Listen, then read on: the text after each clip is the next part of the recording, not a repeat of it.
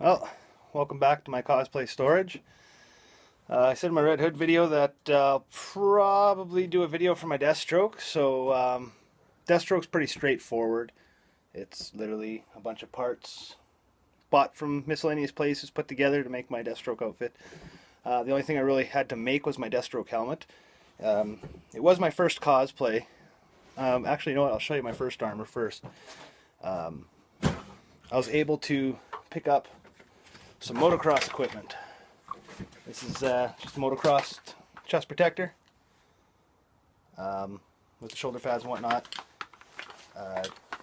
The strap on the front here that holds my pouches. Good thing I don't use that no more. It's just it's a book bag strap. Pulled off an old book bag. The pouches are merely cell phone cases that I hot glued onto there so that they wouldn't slide around, and made it nice when I was carrying my crappy little phone around. Or some people like business cards like I had, so that if people are taking pictures, you want pictures of your cosplay, give them the card. It's got your email address or a Facebook page or something on there that you can get your pictures back on. It was really nice to use. I had that as well as these kidney guards, and some upper arm pads, some shin pads that I put on my forearms. They're all painted orange. It was a really cool looking outfit. Without a doubt, it definitely looked like I was armored up, but it was a lot to carry around and haul around, and get dressed was a nuisance, and moving around was a little bit of a problem with those kidney guards. They don't flex whatsoever. And this is the helmet that originally it was just this front piece here. You can see where that line is. It was pretty obvious. What this is a Iron Man mask. Actually, it was Iron Patriot, the Yankee looking one, the American one. I just stripped it down, primed it, filled in all the lines here with plastic epoxy. Here, I got two hands now. You can see, obviously the lines weren't filled that good. It's starting to crack here. I've dropped it a couple times, but it's held together quite well. I didn't get this the way I really wanted it. I cut out the indentations here and here, and heat gun, raised them up, plastic epoxied in there, sanded it down. Obviously, like I said, I didn't get it perfect, but it kind of adds to the look of Deathstroke. It gives my Deathstroke a unique look. You see this helmet, you know it's me right away. The front here, again, it was all plastic epoxied in the mouth. Took the Dremel to that part here, cut out all the slots and whatnot.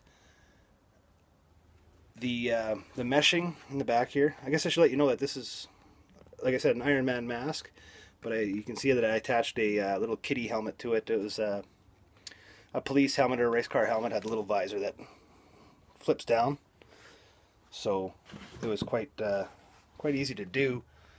Riveted it on. You can see it's still in two parts. This is exactly the same way I made my Red Hood helmet, so if you want to check out that video, go nuts. Like I said, the meshing in the eye here and in the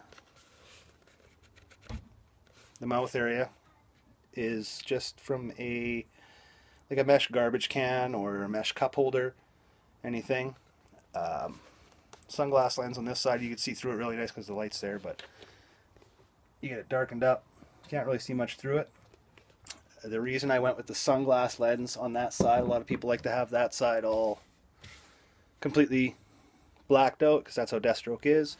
I went with the sunglass lens for the sheer fact that I can see everything. It's I don't have that one blind side. I don't have to have a handler. I don't have to worry about walking into people's tables, knocking expensive crap over. It can happen. The other thing I like about this is it's got this little rubber around here. This isn't working well without two hands. But it's got this rubber piece right here that fits around the eyes, and it made it a lot easier to put in that mesh piece in the sunglass lens. This helmet it pops right on really nice.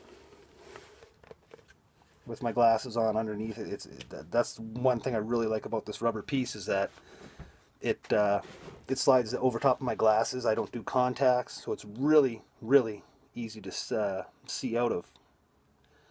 The armor that I have now is motocross armor.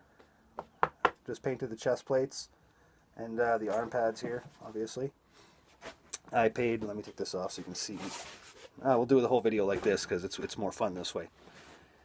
I paid, I think it was $45 for the jacket off of a website out of China. Shipping took a little bit of time to get here. The quality is, you get what you pay for. So I mean, if you're getting something like this for cheap, it's going to be cheap. You're going to have problems with it. I had some problems with the back pad here. This zipper here kept busting out, and that's what holds this back piece on, is that zipper. So I guess the straps do hold it on, but then it just sags down without that zipper on there. I crazy glued it, hot glued it, all this shit, so that it couldn't unzip and pop open. If anything, the material is just going to rip off now, because that'd be my luck. The sheath itself for my sword is a piece of PVC pipe. Just filed down the end, heated it up, folded it in on itself, painted it black. Again, a book bag, hot glued, and E6000, the pieces of the book bag, straps onto there. Throw it over my shoulder, sits real nice. My sword is the Walking Dead Michonne sword. Chop you up. It's all foam, it's really squishy, 100% con legit. We've had some problems with props at some of the cons lately because of a couple dumbasses. You know, they fuck it up for everyone, right? This was my old sword, my old Boken that I picked up. I picked this up for $5 at a liquidation center. Repainted the hilt orange and black, my Deathstroke colors. I love this sword. It was great for photos. And then they said, you can't bring it in, it's a blunt object. So, went to the foam. The foam actually looks pretty good for a sword. I've actually got a couple of those Michonne swords, just in case I pooch one up. I've always got my backup. Halloween stores, day after Halloween. You hit up those stores, you catch all the sales, even if you don't need it, you think you might need it in the future for a cosplay, snatch it up. I bought a Batman belt 2 years ago. I actually just used it this year for the con coming up this weekend, SEEE, the Saskatoon Comic-Con Expo. I'm glad I picked it up. Wouldn't know what I would be doing for a belt. Hey, back to the outfit here. Again, like I said, you get what you pay for. Like $45 out of China. It took about 30 days to get here.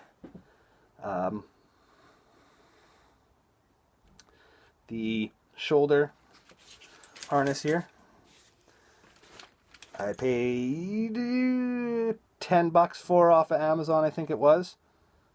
And same with the belt. Picked up the belt off of Amazon. Again, I think it was $10. Just repainted the buckle here. Obviously, it's had some wear and tear over the last few years. But I wear Deathstroke a lot. I love Deathstroke. Prop-wise, my grenades. Dollar store. Squirt gun grenades. I figured that these would be a nice little add-on. They're just kind of stuck in through the strap here. Just hang on. We'll have to see if we get those into the con. The con that I'm going to this weekend doesn't allow incendiary-looking devices, which just brings me to my next thing here. My pistols. Holsters. This one, I think it was $10 on Amazon again. It was unfortunately in camouflage. It's the only one I can find at the time. All the blacks were sold out. This one, the left leg holster, I think it was $15-20 on Amazon again. But being the left leg holster, you know, not many people get the left leg holster. They charge you up the anus for it. My pistols. Blowback action. I love these things. These are great for both my Deathstroke and my my Red Hood cosplay. I love them, but again, they look too real. You wouldn't want to see real props at a fan expo or a Comic-Con. It could ruin the fucking illusion if you did. I mean, orange tip and all, they got a little light on them right here that shines blue when the battery's in. It's got a laser pointer, and then you pull the trigger, it makes a little pow sound, the laser pointer goes off. It's lots of fun playing with people's dogs when we're out doing different events. Like I said, some cons don't allow those in, so I've got these bad little boys here. This little beauty here, guaranteed con-approved gun. I put it in the holster. All you see is the grip coming out. Holster's filled with foam. Looks like there's a gun in there. It sucks because you don't have the pistols for the pictures, but your holsters don't look empty. I went to the Edmonton Expo, and it's run by the same guys who run Calgary and Saskatoon. They had the same problem up there. Weapons were getting taken away. You ever seen a Punisher walking around with no guns? Just guy in a t-shirt. This one here, I had no problem getting into the Regina Fan Expo, which is really surprising. It's an old airsoft gun. It's been completely gutted. There's no springs. There's no trigger. The trigger, I cut the trigger off, ground it down. So I mean, there's no possible way that this thing could even fire. But the Saskatoon Expo was pretty strict with their rules last year. We'll see how it goes this year. I pre-approved my props, or sent in my application to pre-approve them, but unfortunately I haven't heard back yet, which kind of sucks. So I'm going to be bringing up my other props just in case. My gloves are just, once again, motocross gloves. I think these ones are tactical gloves, whatever. Just painted up the rubber pieces on it, give it a little bit more color down the arm, into the hand area. Kind of flows, especially with this jacket. It's got the pads all the way down the arm, so it just kind of flows into that. The one thing I noticed, I use Krylon paint with primer. If you're painting on a rubber like that's on those gloves, it stays tacky really long. I think it was 2 to 3 weeks before those gloves did not feel tacky anymore. So that's just a heads up.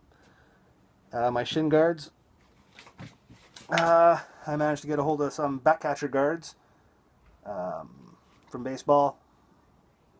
Sprayed them black. This covered piece here was, again, it was motocross leg armor. I ordered it from China. Get what you pay for. Chinese people are a lot shorter than their North American counterparts, so I actually added this on to the backcatcher shin guard because it just has a cooler look to it. The top here, drilled these rivets in from the old ones, attached it on, E6000 across there, painted up the toe guard, E6000, put it on there. E6000 is a great glue. People will say that Gorilla Glue is the best glue. I love E6000. That stuff is, once it dries, it's on there. My like I said, my Batman belt, I glued it onto the nylon tactical belt, and like it's on here. This is not coming off of here, so I stand by that E6000. It takes a little bit for it to set. Once it's set, it's rock on. It is on there. Outside of that, I don't really have much else to say about Deathstroke. He was a fairly easy costume to make. Aside from the helmet here, you can pretty much buy everything in a store. The paint colors, I got satin black on the mask. I didn't have to paint anything else on the costume. The orange used to be called pumpkin orange. If you find the pumpkin orange in the Krylon paint and primer, it's a much more dead-on match for Deathstroke. I love it. It was a bright orange. It looked great. This stuff is now called mandarin orange. I haven't been able to find the pumpkin orange. I don't think they make it anymore. That's the only unfortunate part, is that I wanted to do touch-ups on the mask here, and when I kind of sprayed the sides to do the touch-ups, I noticed that it was two completely different colors. So the mandarin orange is a little bit darker. I suggest the pumpkin orange if you can find it. If you can't, the mandarin orange looks pretty close to spot on. Any questions, throw them down in the comments. I'll read them when I get a chance and answer anything I can. Take it easy, YouTube.